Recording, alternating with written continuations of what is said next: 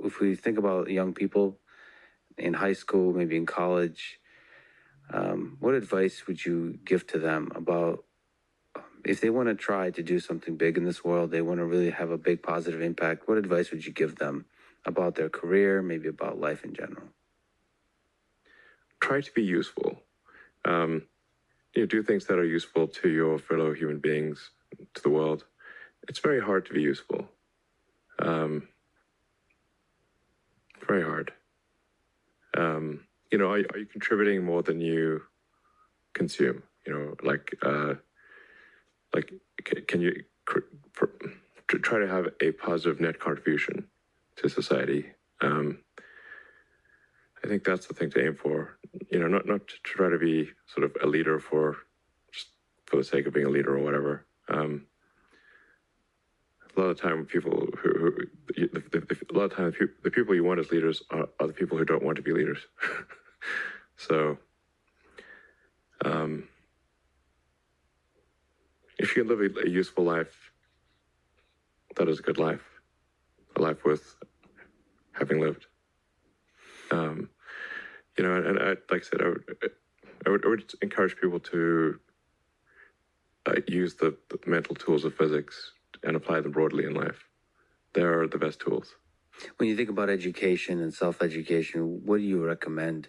So there's the university, there's self-study, there is hands-on, sort of finding a company or a place or a set of people that do the thing you're passionate about and joining them as early as possible. There's taking a road trip across Europe for a few years and writing some poetry. Which trajectory do you suggest? In terms of learning about how you can become useful, as you mentioned, how you can have the most positive impact.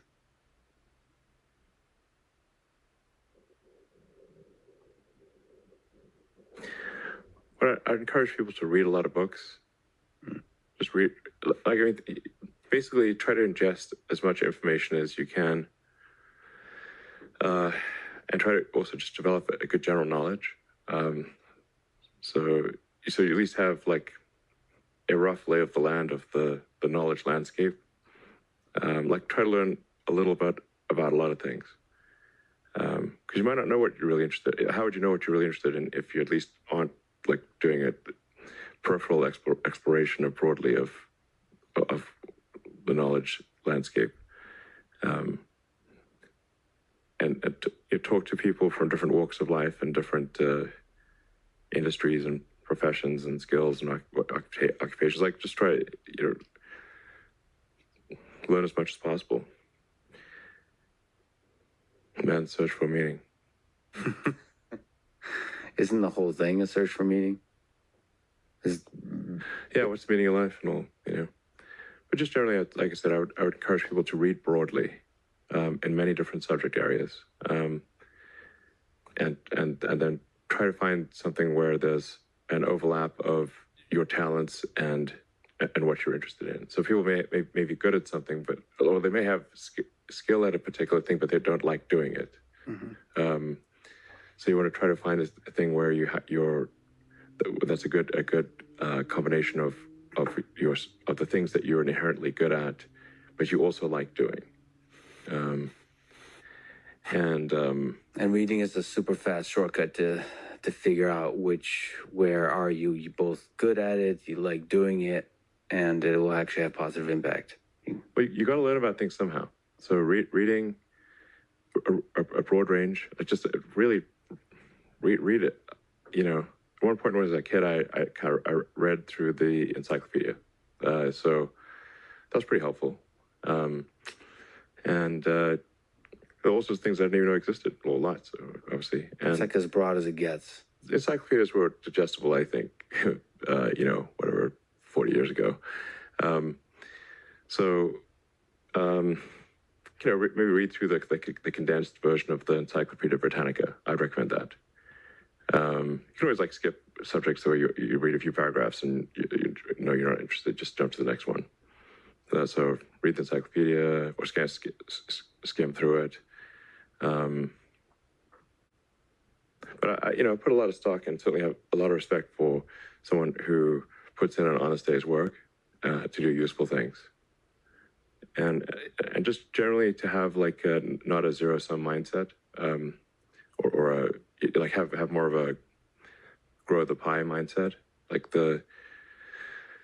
if you sort of say like when we see people like perhaps including some very smart people kind of taking an attitude of like doing things that seem like morally questionable, it's often because they have at a base sort of axiomatic level a zero sum mindset, and they, without realizing it, they don't realize they have a zero sum mindset, or at least they don't realize it consciously.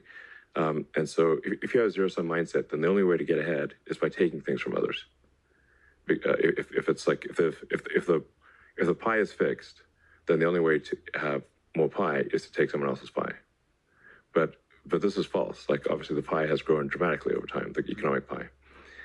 So in reality, you can have so overuse this analogy. You can have there's a lot of pie.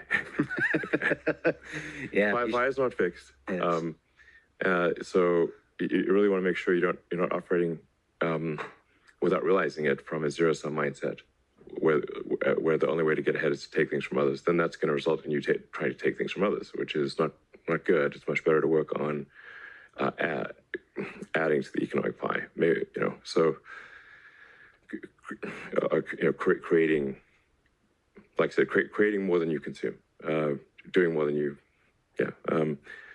So that's a big deal. I think there's like a fair number of people in finance that do have a bit of a zero sum mindset. I mean, it's all walks of life. I've seen that. One of the reasons Rogan inspires me is he celebrates others a lot. There's not creating a constant competition. Like there's a scarcity of resources. What happens when you celebrate others and you promote others, the ideas of others, it actually grows that pie. I mean, the resources become less scarce. Mm-hmm. And that applies in a lot of kinds of domains. It applies in academia, where a lot of people are very see some funding for academic research as zero sum. And it is not. If you celebrate each other, if you get everybody to be excited about AI, about physics, about mathematics, I think there'll be more and more funding, and I think everybody wins. Yeah, that applies, I think, broadly. Yeah, exactly.